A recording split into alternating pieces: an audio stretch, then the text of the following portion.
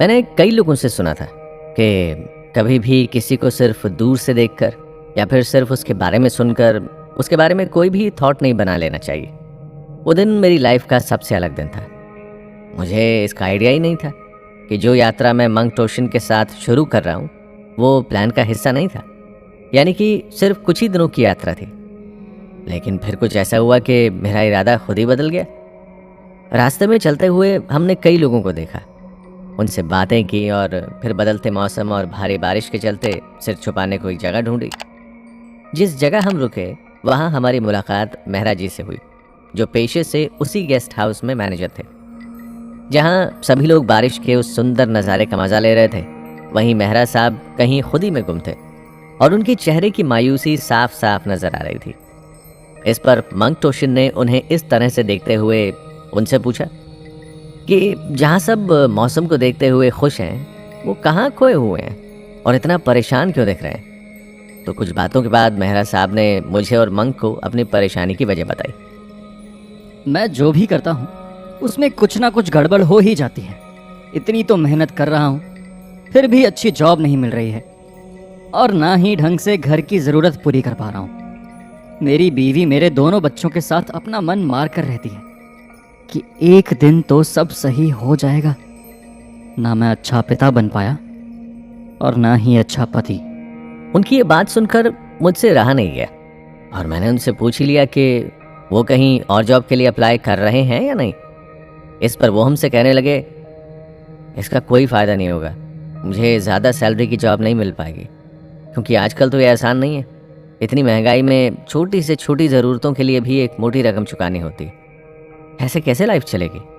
तुम्हारे मन में बहुत बोझ है ना, जो सोचा था वैसा नहीं है, इसीलिए। हाँ, आप सही कह रहे हैं। मैं हर दिन इसी चिंता में उलझा रहता हूँ। मेरे दिमाग में हर वक्त यही चलता है कि मैं भी कहीं भाग जाऊं इन सब से दूर। आप मंक्स की लाइफ हम लोगों से तो अच्छी ही है कि कोई भी चिंता तनाव नहीं है आपके पास। मेहरा साहब की बात पूरी तरह से सही थी। मुझे भी सोचकर दो पल के लिए ऐसा लगा था कि उनका इस तरह से चिंता करना जायज़ है। जो परिवार की ज़रूरत पूरी ना कर पाए, घर चलाने को अच्छे से पैसे ना आ रहे हों, जॉब की टेंशन हो और ज़िंदगी में जैसा सोचा था वैसा ना हुआ हो, तो आम सी बात है, इंसान डिप्रेशन में चला ही जाता है। उसे कोई टेंशन ना हो ऐसा कैसे हो सकता है। लेकिन मैं पूरी तरह से गलत था, क्योंकि मेहरा साहब की इस बात का जवाब मंक टोशिन ने कुछ इस तरह से दिया कि मैं भी हैरान रह गया। और तुम्हारी इतनी टेंशन लेने की इस आदत से शायद सब कुछ ठीक हो जाता होगा, है ना। सोचो अगर ये भी ना होता तो क्या करते तुम। मैं समझा नहीं कि आप क्या कहना चाहते हैं। मतलब ये कि जो तुम्हारे पास है उसके लिए खुश ना होकर जो पास नहीं है उसके पीछे परेशान हो। तुमने सिर्फ परेशानियों के बारे में सोचा, चिंता की और उसी चिंता को पालने लगे तुम। क्या तुमने इसके बारे में कभी सोचा कि तुम्हारी इसी चिंता की वजह से तुम अभी जो तुम्हारे पास है उसका अपमान किए जा रहे हो, जबकि तुम्हारा घर का पेट तो उसी नौकरी से चल रहा है ना, जिसे तुम बुरा भला समझ रहे हो। इसीलिए तुम्हें शांत होना चाहिए, खुश होना चाहिए, ना कि चिंता में डूबे रहना चाहिए। हाँ, लेकिन अभी जिन समस्याओं से मैं जूझ रहा हूँ उनकी मुझे चिंता होती ही है। मेरे अलावा बाकी सब खुश हैं और आराम से जिंदगी जी रहे हैं। मन करता है कहीं भाग जाऊं जहां शांति मिल सके। हाँ, सही कहा। तुम्हारे अलावा बाकी वो हर इंसान खुश है जो भी अपनी समस्याओं को लेकर बैठने की जगह उनका समाधान सोचकर उस परेशानी को मिटाने में लगा है। तुम्हें ऐसा नहीं लगता कि यहाँ पर तुम हर एक कीमती मिनट को घुट घुट के जीते हुए न जाने कितनी चिंताओं को अपने सीने पर दबाते हुए अपनी जिंदगी को यूं ही गंवाते जा रहे हो? इतनी चिंताएं करके क्या तुमने जिंदगी को ठीक तरह से जिया है? लेकिन आप ही बताइए गुरुजी, कोई इंसान ऐसा कैसे हो सकता है कि उसकी जिंदगी में कोई टेंशन, कोई स्ट्रेस या डिप्रेशन नहीं होगी?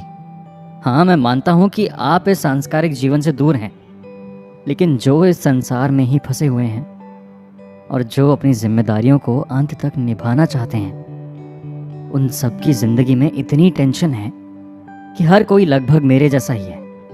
आप मुझे बताइए, क्या मैंने इतनी टेंशन लेकर कुछ गलत किया? क्या मेरी चिंताएं बेकार हैं? क्या मेरा ये सोचना गलत है कि मैं अपने परिवार को खुश नहीं रख पा रहा? मेहरा साहब की बात सुनकर 2-3 मिनट के लिए मुझे भी यही लगा कि वो कह तो सही रहे। आखिर कोई इंसान ऐसा कैसे हो सकता है कि उसकी लाइफ में टेंशन, डिप्रेशन, स्ट्रेस ना हो। यहाँ तक कि इस यात्रा पर आने से पहले भी मैंने कई तरह की चीज़ें सोची थी, अपने लिए कई तरह के प्लान्स बनाए थे, लेकिन सारे ही सक्सेसफुल नहीं हुए। और जब मेरे साथ ऐसा हुआ तो मुझे भी टेंशन हुई थी, और हाँ, मैं स्ट्रेस में भी था। लेकिन अब मैं सुनना चाह रहा था कि इस बात का सलूशन बुद्धिस्ट मंक टोशन किस तरह से निकालेंगे, क्योंकि मेरी नज़र अब बुद्धिस्ट मंक के ऊपर टिकी हुई थी। मुझे इंतज़ार था कि बुद्धिस्ट मंक अब इसका क्या जवाब देंगे। बुद्धिस्ट मंक शांति से कहना शुरू करते हैं कि हाँ, ये बात सच है कि दुनिया में इस चीज से कोई नहीं बचा।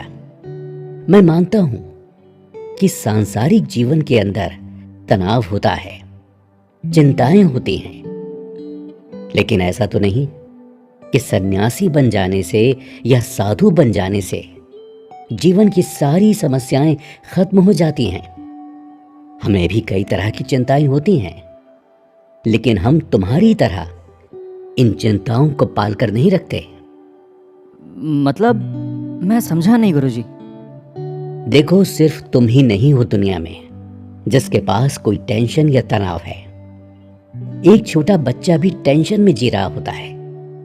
उसे भले ही दुनिया की चिंता नहीं होती है, लेकिन उसे इस बात की चिंता होती है कि वो किसी दूसरे बच्चे से पीछे ना रह जाए, या फिर भले उसकी चिंता सिर्फ इतनी है कि आज स्कूल में उसे 12 की टेबल सुनाने में गलती करने पर कहीं डांट ना पड़ जाए, या फिर कहीं गलती से उसके केक के टुकड़े को उसका दूसरा भाई या बहन ना खा ले। चिंता और तनाव की कोई बड़ी छोटी वजह नहीं होती, या फिर कोई साइज नहीं होता कि इतनी छोटी चिंता को चिंता नहीं कहेंगे। ये तो लगभग हर एक के दिमाग के अंदर होती ही है। ये बात सच है कि छोटे बच्चे से लेकर एक बूढ़े और मरने वाले इंसान तक इस समस्या से बच नहीं पाए हैं। उन्हें किसी न किसी तरह का कोई ना कोई दुख, तकलीफ, चिंता, परेशानी होती ही है।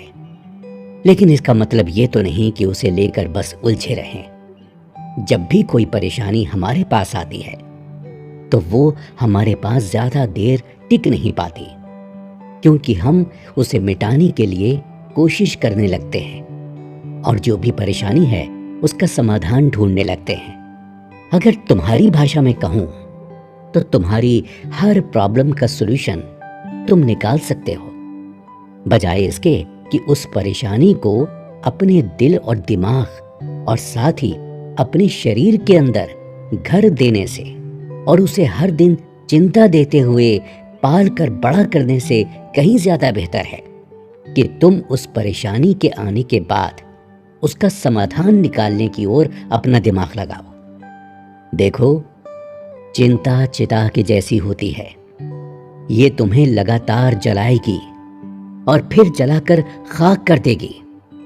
इसीलिए जब भी कोई चिंता या तनाव तुम्हारी जिंदगी में आए तो उसका समाधान निकालने की कोशिश करो। उसे लेकर रोते रहने से या फिर हमेशा चिंता में झुलसते रहने से कुछ भी हासिल नहीं होता है। अगर ये चिंताएं तुम्हारी जिंदगी में नहीं आएंगी तो जिंदगी तुम्हें अच्छी नहीं लगेगी, क्योंकि अंधेरे के बाद जब उजाला आता है तो उसकी अहमियत ही दूसरी होती है। इसीलिए जिंदगी में ये चिंताएं आना भी जरूरी हैं। ये हमेशा ही कुछ सिखाकर और तुम्हें मजबूत बनाकर जाती हैं। इसीलिए अब से चिंता में जीना बंद कर दो और अपने इस बचे हुए समय को खुशी खुशी बिताओ। इतनी उलझी हुई समस्या जो इस समय हम सब के आसपास घूम रही है, उसका इतना आसानी से हल निकलता हुआ देखकर मैं पूरी तरह से हैरान था। उस दिन मुझे बुद्धिस्ट मंक टोशिन की बात को सुनकर ऐसा महसूस हुआ कि शायद हम सभी ने अपनी लाइफ को ज़्यादा कॉम्प्लिकेटेड बनाया हुआ है। हमें कहीं ना कहीं इन बातों का पता होता है, लेकिन हम फिर भी चिंताओं में डूबे रहते और अपनी लाइफ को जलाते रहते। शायद मंक टोशिन या फिर कोई भी सन्यासी इसीलिए इतने शांत और इसीलिए इतने सुलझी जिंदगी जीते हैं, क्योंकि वो जिंदगी की उलझनों में छुपी हुई एक उम्मीद की किरण को आसानी से देख पाते हैं, क्योंकि वो उसी उम्मीद की किरण को देखना चाहते हैं जो लाइफ को और भी ज़्यादा सुलझा हुआ बनाती है। बस हमें देखने की और समझने की ज़रूरत होती है।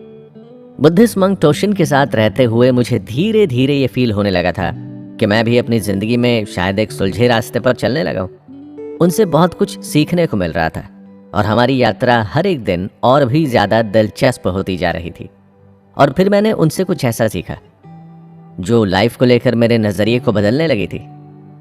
अपनी इस सीख को मैं आपके साथ ज़रूर शेयर करूँगा, क्योंकि मैं जानता हूँ कि मेरे साथ आप भी न जाने कितने सवालों में इस समय उलझे हुए हैं और अपनी लाइफ को मेरी ही तरह सुलझी, शांत और बेहतरीन बनाना चाहते हैं। इसीलिए आइए हम अपनी इस जर्नी को आगे बढ़ाते हैं।